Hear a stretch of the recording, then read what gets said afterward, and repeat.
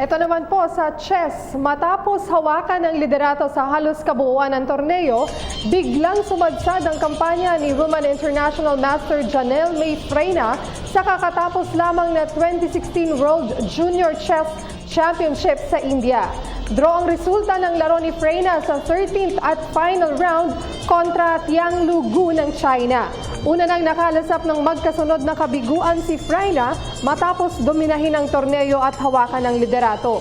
Bumagsak naman sa ika-4 hanggang ika-8 pwesto si Freina na kung manalo sana sa torneo ay tatanghalin bilang bagong chess grandmaster. Itinanghal naman bilang champion ng tournament ang tinalo ni Freina na si WGM Dinara Sadwakasova ng Kazakhstan na nakalikom ng kabuuang 9.5 na puntos. Samantala may tsansa pa na makuha ni Freina ang ikatlo at huling Grandmaster norm.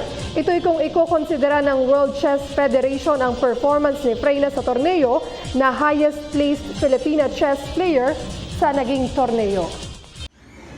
Ako po si Cathy San Gabriel. Subscribe na sa PTV YouTube channel. I-click lang po ang subscribe button.